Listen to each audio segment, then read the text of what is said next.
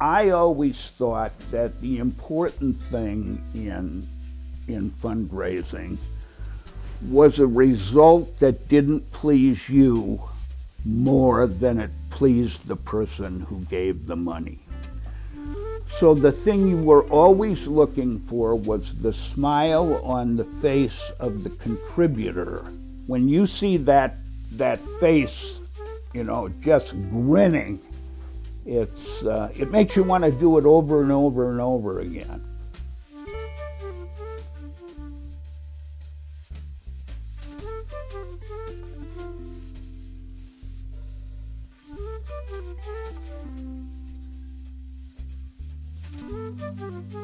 I'm Gary Evans.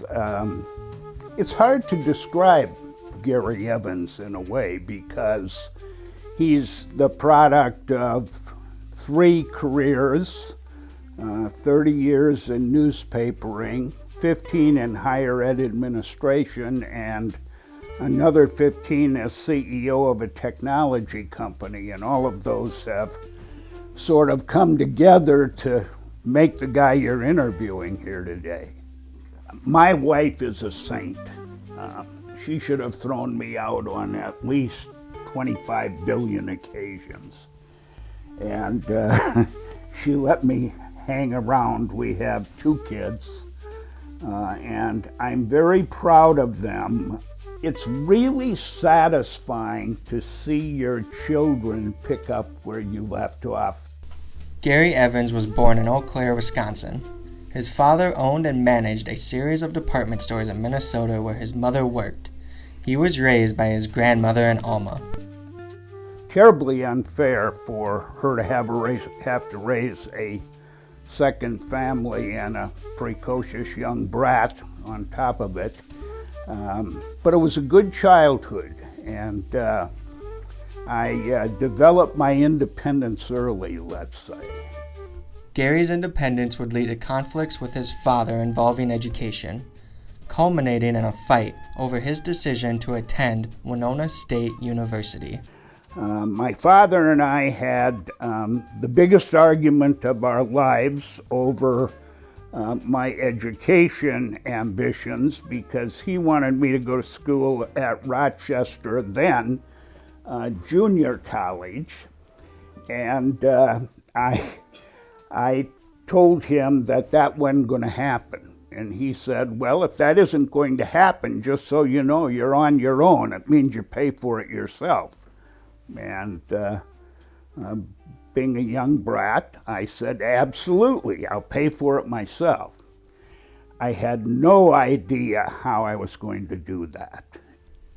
Realizing he had to support himself, Gary went with a friend to several different restaurants, bars, and other locations looking for a job.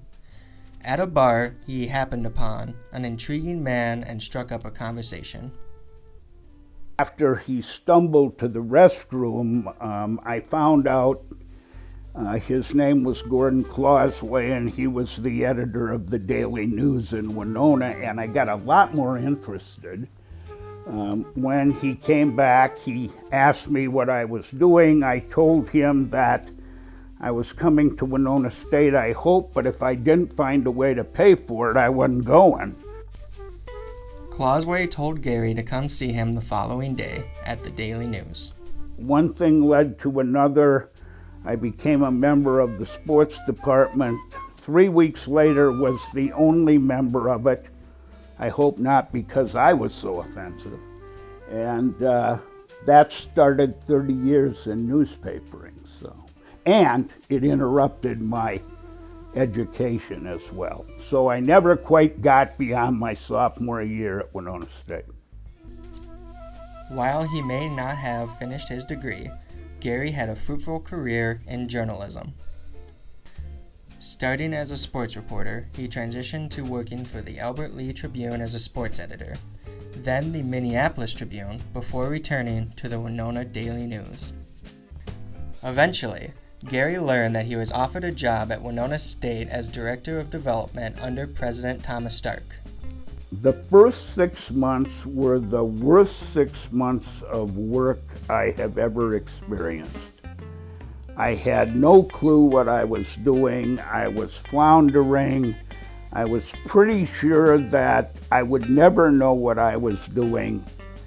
And somehow around the 6-month mark, everything shifted into a different gear, and we were off and running and never looked back. And I would say that except for those 6 months, every minute I have spent at Winona State has been a joy.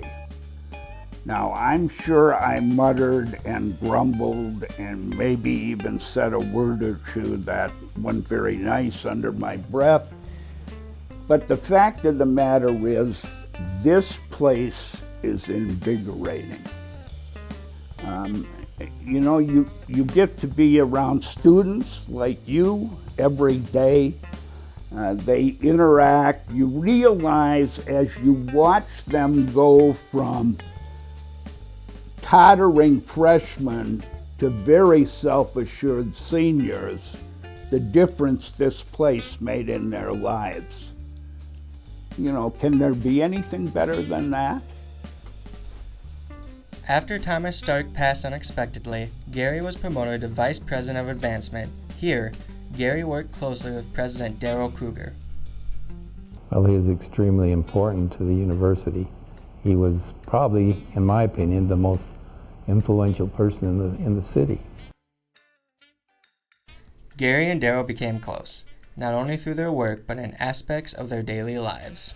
We became close friends. We ran together.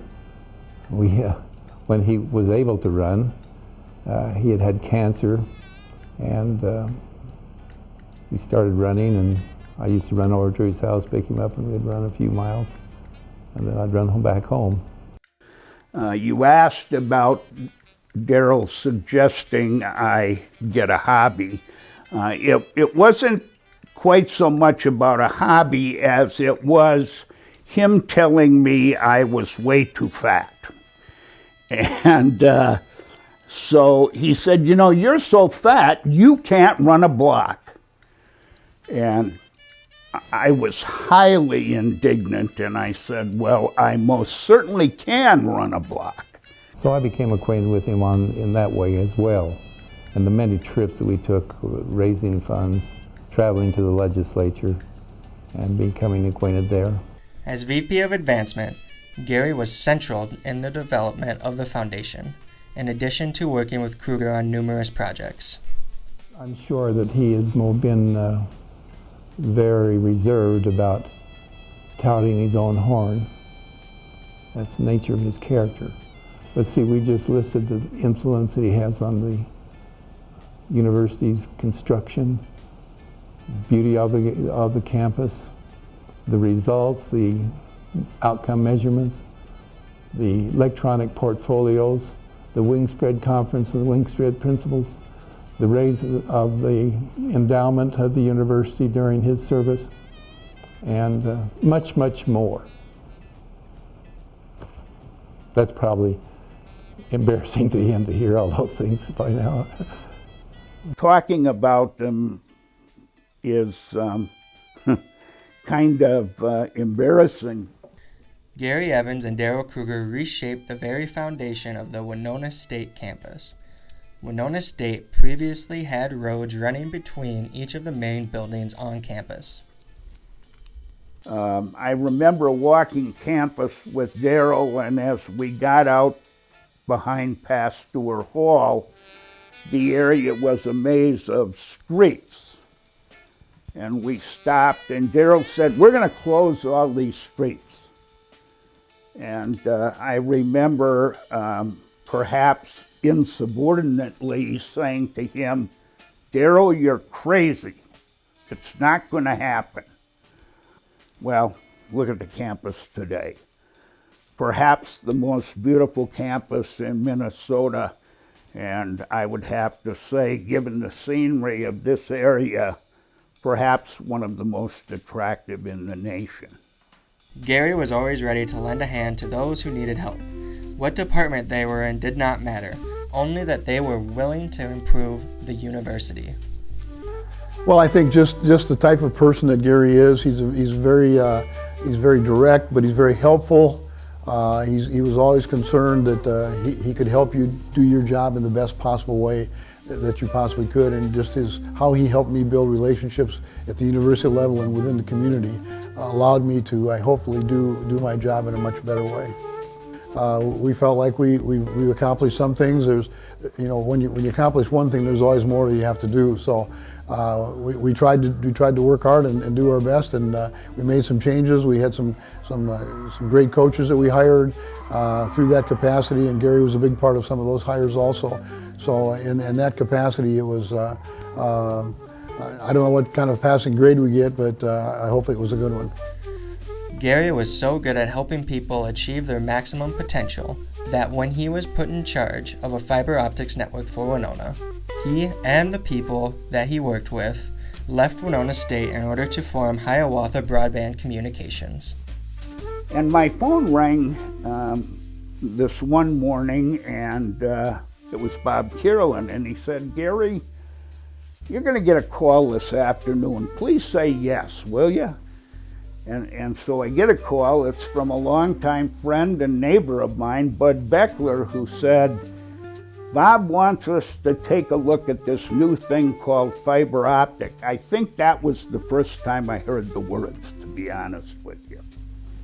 And you know the old story about yesterday I couldn't say engineer and now I are one. Well, we agreed to do a study, and when we delivered it that February, we sat on the deck of his swimming pool and gave him the story, got up, handed him the report, sort of dusted off our hands and started walking out the door.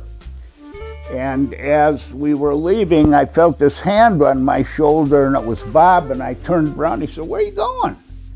And I said, "Well, we did the study. You've got it." And he said, "Well, you guys must figure you know what you're doing with this stuff." And he handed me a check for $600,000 and said, "Why don't you take this and get started, and if you run out of money, come back and see me." HBC began to grow so fast that eventually, in 1997, Gary left Winona State in order to work as acting CEO of HBC. This would not be the last time Gary would be seen in his VP Advancement office, however. Gary Evans had many people excited to hear of his return to the Winona State campus, even if only for an interim period. We had worked very well with Gary in that capacity, and so when he was coming back to do that, I felt like he would really again make a good impact on what was happening at that particular time, especially after we had a good person leave, and it was kind of in limbo for a while, but Gary was there to kind of pick the pieces up and put it all back together again. Gary would eventually learn that he was a little bit easier to call back to work than others. I have had more retirements than most people. I think maybe 5 or 6, maybe 4 by last count. And I went into retirement hating it. I didn't like the thought of having nowhere to go when I woke up in the morning. I've been involved in a lot of things, but I haven't developed a lot of hobbies, and the prospect of playing golf every day for the next 20 years was a little bit chilling, to be honest. So no, I haven't been very good at retiring. I think I have now got the formula down pat. So when I retired the 3rd time from here, I did retire. So now I'm retired officially, and happy to be enjoying myself. I've decided that my computer is the place I will go to every morning when I wake up.